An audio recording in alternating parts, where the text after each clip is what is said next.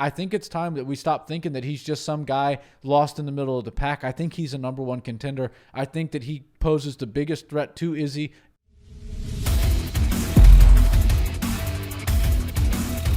What's up, Barnhill family? Welcome back to the channel. Yo. So, Nick, I think it's time we stop calling Derek Brunson a gatekeeper, stop calling him a veteran who a prospect has to overcome, and start calling him what he is, which is the number one contender in the middleweight division. Absolutely. Derek Brunson, man, I told you that chip on the shoulder was real. He's got wrestling that people can't deal with. He's got really good hands and good defense on the feet.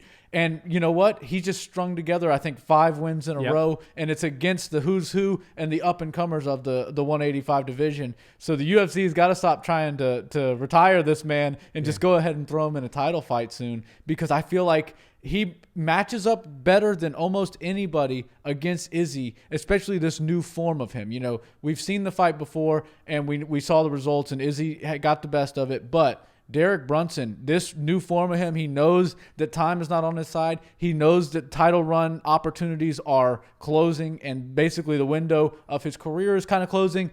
They're not going to give people much older than him title shots and title opportunities, but 5 wins in a row in a 185 division that has contenders that the champions already pretty much run through. I just feel like this is a prime time for Derek Brunson to be named the number one contender and hopefully get a title shot sooner than later. Yeah, 5 wins in a row, second most finishes in the middleweight division, only to Anderson Silva. Insane. Derek Brunson has really racked up an impressive resume of late.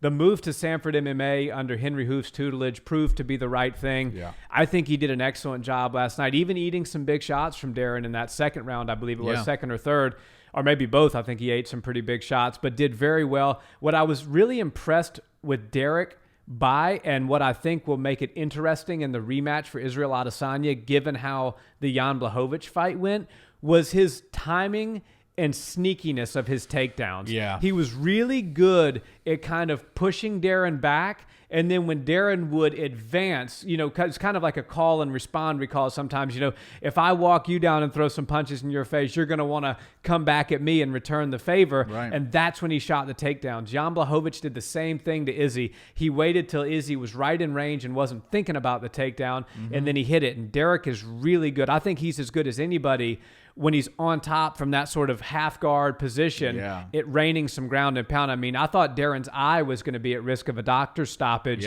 after that second round, because it was starting to swell. It was starting to close.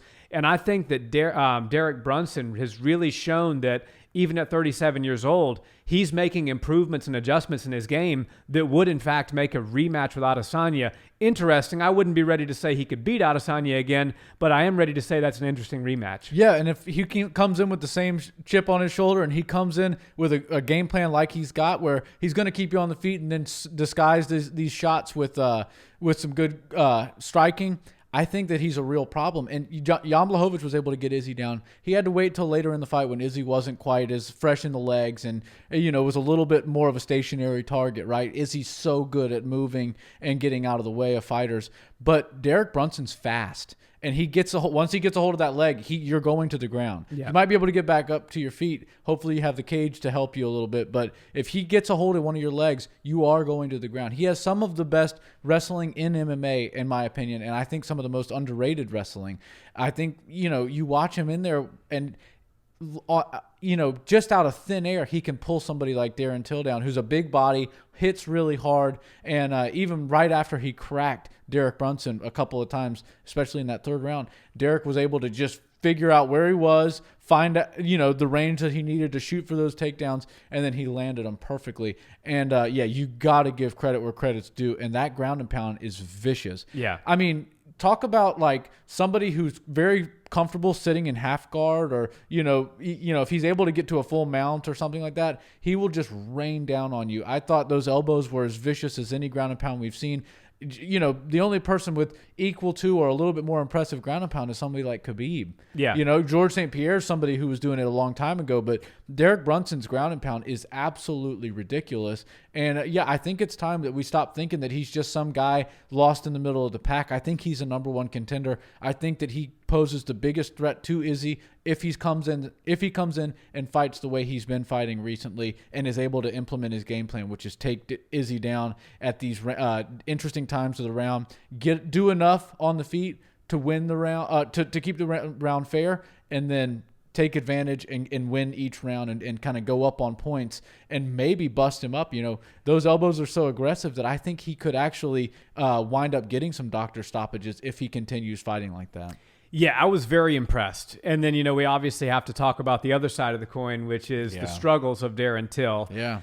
Darren, you said it last night when he walked out. He looked like he had just rolled out of bed. Yeah. His hair was all messed up. He looked to me like he was checked out of it. I know he doesn't do the Sweet Caroline thing unless there's a big crowd. So I think that's cool that he kind of walks out to no music. It is cool. But it just, something didn't feel right about Darren. And the optics test, his body didn't look great. No. He looked like a guy that's trying to fill out the 185 frame rather than trying to cut weight. And I know he had some struggles at 170, but I kind of think he's in the same boat as Kelvin Gastelum. There's no title shot anytime in the near future at 185 for Darren. I think he's got to get with a nutritionist and get right and try to maybe make it back down to 170. Yeah. That's the only, he hits very hard. And he's very entertaining. His striking is good. He's crisp. He's long. I think there's some interesting fights for him down there. But he just was no match for Derek on the ground last night. And, he even hit Derek. It's very demoralizing when you hit somebody with your hardest shots and then they blast a takedown on you, because Derek Brunson is really good at being semi-rocked, a little dizzy, a little buzzed, and still get that takedown. Mm-hmm. And you saw in that third round, it was like the dying gasp of Darren Till's chances in that fight. Right. He tried like hell in that last takedown to not get taken down, framing against the shoulders, scrambling, spazzing out, and then once Derek got that takedown, boom, took him right to mount. Mm-hmm. I was like, it's over. You just saw Darren's face. He just let all the air out, and then he just almost turned his back. It was almost like, okay, this is over. The last little bit of energy that I had, I just tried to defend that takedown with. It didn't matter. This guy is just, I got no answer for his grappling, and this fight's over. And I felt bad for Darren. I'm a huge Darren Till fan, but I think he's got to address the takedown defense, and I quite frankly think he needs to be at 170 if he's going to fight for a title. Yeah, I think so. I think the return of Darren Till to the welterweight division would be cool. There's a story behind that, and even though he's 1-4 in his last 5, if he went down fresh coat of paint, we could see some interesting fights for him. But man, he's got to do some rebuilding. He's got to do some soul searching and figure out, exactly where he goes from here, because last night he just looked disheveled. His hair was a wreck. He didn't look like a prize fighter in the body. And we've seen Derek come in looking like $1 million. Darren, I'm sorry. Derek, we keep doing that with these two, Darren and Derek. Yeah, and Derek did look like a champion. He looked like a beast.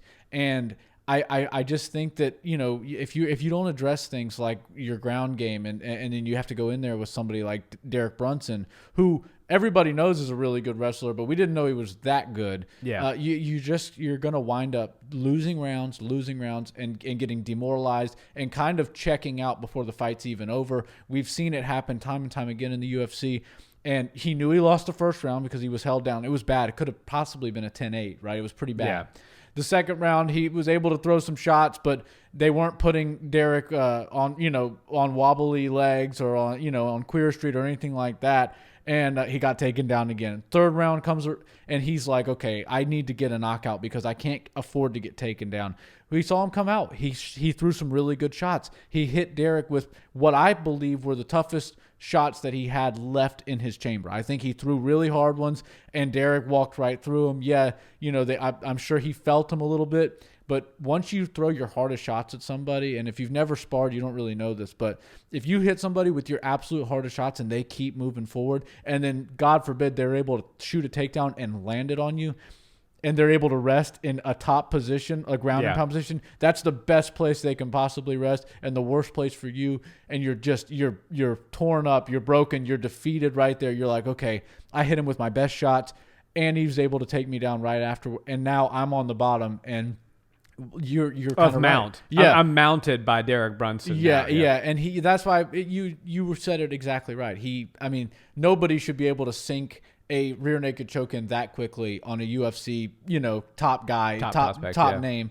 And Darren knew that it wasn't his night, so he turned over, conceded the position, conceded the fight, and Derek earned that fight, that victory the hard way. It was a good fight. It wasn't all that competitive, but Darren definitely did everything that he could until he realized there was no way to win that fight. And Derek was just the storm of Derek Brunson was just getting stronger and stronger. So you got to give credit to Derek Brunson. You got to feel bad for Darren Till because who knows where he goes from here. He's got very similar situation with Kelvin Gastelum. So I don't know what those guys are going to do, but hopefully they can figure it out. I think the two of them should board a one-way plane to 170ville together. Yeah. Well, it's funny you said board a one-way plane. They Kevin Holland posted, "Welcome to the club, my friend," and it was a meme of two guys in the back of Coach.